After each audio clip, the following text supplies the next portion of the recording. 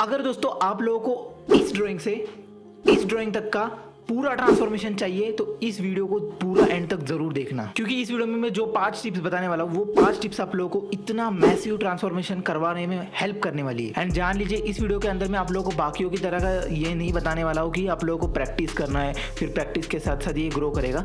कुछ real tricks कह सकते हो या फिर रियल टिप्स कह सकते हो जो आप लोगों को इंस्टेंटली ग्रोथ दिखाएगी अपनी ड्राइंग में, यानी कि आपके ड्राइंग में इंप्रूवमेंट बहुत इंस्टेंटली बहुत रैपिडली दिखाई देने वाली है। तो इसलिए क्या करना है, इस वीडियो को लाइक कर दीजिए, एंड तक जरूर देखना। एंड अगर ऐसी वीडियो चाहिए, ऐसा ही ट्यूटोरियल्स चाहिए तो इस चैनल को सब्सक्राइब कर दीजिए, साथ ही साथ बेल आइकन भी दबा दीजिए। एंड ये वीडियो कैसा लगा मुझे कमेंट में जरूर बताना। एंड कौन सी टिप है जो आप लोगों को बहुत जल्दी बहुत इंस्टेंटली और अच्छा रिजल्ट दिए, ये भी मुझे कमेंट में जरूर बताना। साथ ही साथ ये अपना इंस्टाग्राम आईडी है, यहाँ पर भी मुझे फॉलो कर लीजिए, क्योंकि वहाँ पर भी मैं बहुत सारे अपडेट्स देता रहता हूँ आर्ट के बारे में या फिर यूट्यूब के बारे में भी। तो ठीक है, आप लोगों का ज़्यादा टाइम वेस्ट नहीं करूंगा, सिंपली जाइए और देखिए वो सारे 5 इंफॉर्मेटिव टिप्स के बारे में जिससे आप लोग इंस्टेंटली अपना ट्रांसफॉर्म कर सकते हो अपनी ड्राइंग में।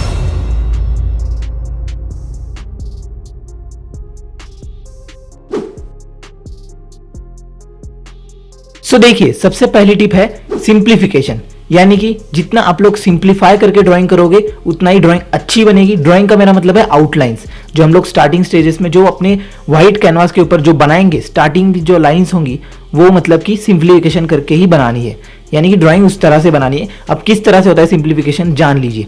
देखिए, सिंप्लीफाई करना मतलब बेसिकली किसी भी एक ऑब्जेक्ट को, मान लीजिए मैं एक स्टिल लाइफ दिखाता हूँ आप लोगों को। स्टिल लाइफ अगर आप लोग ड्रॉ कर रहे हो तो स्टिल लाइफ डायरेक्टली अपने कैनवास के ऊपर ड्रॉ नहीं करना है, उसको अपना जज करना होता है ताकि उसके जो स्ट्रक्चर है वो अच्छे से परफेक्टली अपने पेपर के ऊपर आ जाए। तो इसलिए आप लोग सिंप्लीफिकेशन करना मतलब कि कर्व्स को या फिर जितने भी वहां पर बेंड होंगे वो सारे बेंड्स को छोड़ के सिर्फ स्ट्रेट लाइंस में कन्वर्ट करना उस ड्राइंग को। मान लीजिए अगर मैं इस वास को ड्रॉ कर रहा हूं तो इस वास को आप लोगों को मान लीजिए मैंने ऊपर स्ट्रेट लाइंस दी, नीचे साइड में जितनी भी स्ट्रेट लाइंस बताई है वो सारी स्ट्रेट लाइंस में मैंने कर्व्स को ऐड नहीं किया है, यहाँ पर कर्व्स को पकड़ा ही नहीं है। कर्व्स को कभी पकड़ते हैं जब भी बहुत बड़ा कर्व होगा तभी हम लोग कर्व को पकड़ सकते हैं, वो भी स्ट्रेट लाइंस में। तो इसलिए समझ लीजिए कि पहला काम अपना सिंप्लीफिकेशन से होता है, जिससे आप लोगों को ड्राइंग में बहुत अच्छा ट्रांसफॉर्मेशन जरूर दिखाई देने वाला है अगर आप लोग फ्री हैंड ड्राइंग अच्छे से करोगे ये सिंप्लीफिकेशन के साथ।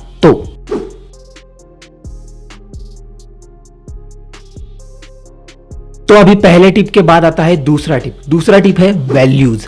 करेक्ट वैल्यूज का अप्लाई करना अपने ड्राइंग के टाइम पर, यानी कि शेडिंग करते टाइम पर, वो बहुत ज़्यादा ज़रूरी है अपने ड्राइंग में।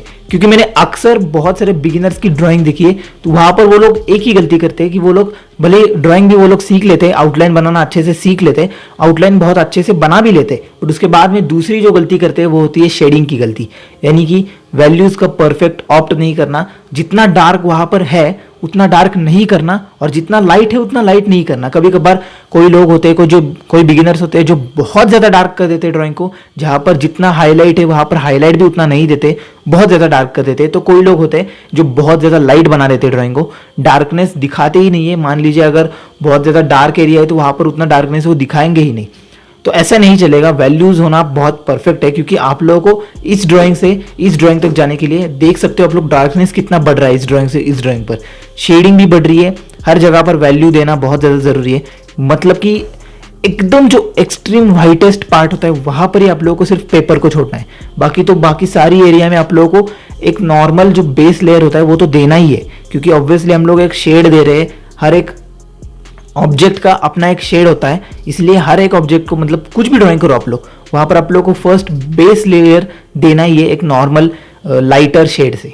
तो जान गए, दूसरी टिप है वैल्यूज का अच्छा करना, यानी कि वैल्यूज को परफेक्ट शेड करना।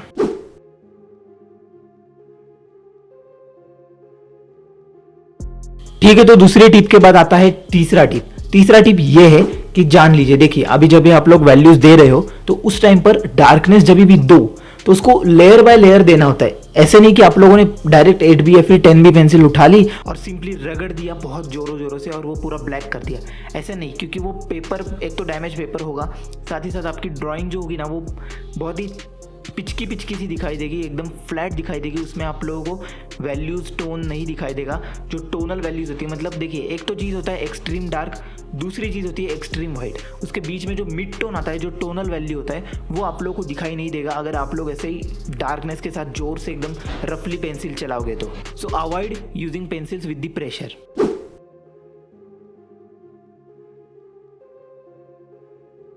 तो जैसे अपना तीसरा टिप था जहाँ पर बहुत से बिगिनर्स बहुत ज़्यादा डार्क कर लेते हैं, उसी तरह चौथा टिप भी है कि देखिए यहाँ पर चौथे टिप में ये कि बहुत लोग ओवर हाईलाइट कर देते हैं, मतलब कि जितना ज़रूरत नहीं है ड्राइंग में उससे ज़्यादा हाईलाइट्स कर देते हैं, तो वाइटिश दिखने लग जाती है ड्राइंग पूरी, जो कि देखने में ऑब्वियसली रियलिस्टिक नहीं लगती है, बहुत गंदी लगती है।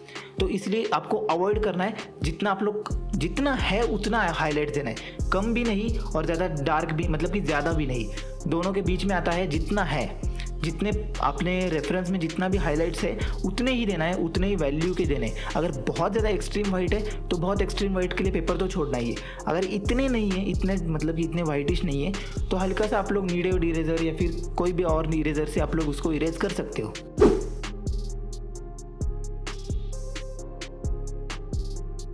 एंड इन सारे चीज़ों के बाद अपना फाइनल जो मतलब कि जो फाइनल स्टेप है या फिर फाइनल जो टिप है वो जान लीजिए। देखिए फाइनल टिप ये है कि इसके बाद ये सारी चीज़ें तो आप लोग जान गए कि कितना डार्कनेस करना है, कितना हाईलाइट करना है, मेन चीज़ की ड्राइंग पर कितना फोकस करना है। उसके बाद में पांचवी टिप ये कि आप लोग जब भी मान लीजिए आप लोगों ने एक तो बियर्ड बनाई, बियर्ड बनाने के बाद आपके ऊपर का फेस अलग है और नीचे बियर्ड अलग है, तो जो नीचे बियर्ड है साथ ही साथ बाल भी, तो दोनों जो मतलब जो आउटर एरिया है यानी कि जो बाल हो गए या फिर अपने बियर्ड हो गया या फिर नेक एरिया, तो वो जो चीज़ें जो आउटर है हमारे फेस से, तो उसके बाद आप लोगों को एक चीज़ ध्यान में रखनी है कि अपने नेक में और अपने ऊपर के जो फेस है यानी कि जो अपना इतना नॉर्मल फेस है और नेक में, दोनों में जो वैल्यूज़ होंगे, जो टोन होगा वो एकदम परफेक्ट होना चाहिए। ऐसे नहीं कि भाई ऊपर गोरे का मुंह बनाया और नीचे काले की गर्दन बना दी, ऐसा नहीं होना चाहिए। अच्छा ठीक है, दोनों के दोनों सेम लगने चाहिए। एक ही आदमी का चेहरा है और एक ही आदमी का जो नेक है वो दोनों एक ही आदमी के लगने चाहिए, इसलिए उस पर ध्यान रखिए। और जो बियर्ड की बात कर रहा था, बियर्ड और जो अपने बाल है तो उनको आप लोगों को मर्ज करना है। जो आउटर मतलब कि देखिए यहाँ पर अगर बियर्ड अपने फेस को मिल रही है, टच हो रही है, फेस के अंदर जा रही है, तो उस जगह पर आप लोगों को मर्ज करना है। ऐसे नहीं लगना चाहिए कि वो बियर्ड चिपकाई हुई है या फिर वो फेक बियर्ड है, ऐसे नहीं लगना चाहिए।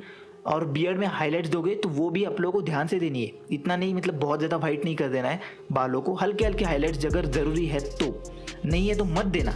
इसलिए अगर आप लोगों को लग रहा होगा कि हाईलाइट ज़्यादा देंगे तो रियलिस्टिक लगेगी पेंटिंग ड्राइंग, ऐसा नहीं है तो मत दीजिए हाईलाइट्स। और मर्ज करना मत भूलना ताकि वो अलग ना दिखाई दे, बियर्ड अलग, हेयर्स अलग है, ऐसा नहीं लगे विग बना रखी है उस बंदे को। इसलिए मर्ज करना मत भूलना, जहाँ पर भी जो मिल रहे हैं, जो बाल है वो जहाँ पर मिल रहे हैं ना, वो जो टचिंग पॉइंट है वहाँ पर मर्ज करना मत भूलना। तो दोस्तों अगर आप लोग इस वीडियो को इतना एंड तक देख रहे हो तो आप लोगों के लिए एक बोनस टिप भी है। देखिए बोनस टिप ये है कि जब भी आप लोग कोई ड्राइंग फिनिश करते हुए मतलब कि फिनिश करने में लगभग 60% आप लोगों ने ड्राइंग कर ली है, उसके बाद में क्या चीज़ आती है, डिटेल्स। तो डिटेल्स मतलब कि बाल हो गए या फिर कोई छोटे मोटे पिंपल्स वगैरह, इस मतलब डार्क स्पॉट्स वगैरह, ये सारी चीज़ें फेस के ऊपर के, सिर्फ फेस की नहीं बता रहा। अगर आप लोग कोई स्टील लाइफ बना रहे हो तो स्टील लाइफ में भी अगर मान लीजिए कोई पॉट है तो उस पर कोई डिज़ाइन है तो डिज़ाइन, फिर वो पॉट का टेक्सचर, या फिर कोई वुड बना रहे हो तो वुड पीस, जो मतलब वुडन पीस बना रहे हो कोई, तो उस वुडन पीस का भी टेक्सचर, ये सारी चीज़ें भी आप लोग कर सकते हो। साथ ही में अगर कोई लैंडस्केप बना रहे हो तो उस लैंडस्केप के भी, मान लीजिए एक ट्री बना रहे हो तो उसका एक एक पत्ता भी बना सकते हो। बट ये चीज़ें करने की ज़रूरत नहीं है अगर आप लोग एक बिगिनर स्टेज पर हो। अगर आप लोग ड्राइंग को ट्रांसफॉर्म कर रहे हो इस ड्राइंग से इस ड्राइंग पर, तो तभी ये सारी चीज़ें मायने नहीं रखती है। ये सारी चीज़ें आप लोगों को अगले स्टेजेस में आएंगी, जब भी आप लोग कोई एक मास्टरपीस बना रहे हो जिसमें आप लोगों को बहुत ज़्यादा हाइलाइट्स, बहुत ज़्यादा डार्कनेस, बहुत ज़्यादा डिटेल्स वगैरह, ये सारी चीज़ें पर ध्यान देना है, तो वो आगे आता है। पहले आप लोग अपने बेसिक चीज़ों पर ध्यान दीजिए, ड्राइंग हो गया, बाकी सारी चीज़ें। यहाँ पर आप लोग को सिर्फ फील देना है। मान लीजिए अगर आप लोग बाल बना रहे हो तो बाल पर एक स्ट्रोक नॉर्मली अपने 6B 8B से दे दिया, मर्ज कर दिया, बस हो गया। हाइलाइट्स बना दिए, बस हो गया। उस पर एक एक बाल बाहर, मतलब कि साइड के जो बाल है उसमें एक एक बाल बनाते बैठने की ज़रूरत नहीं है।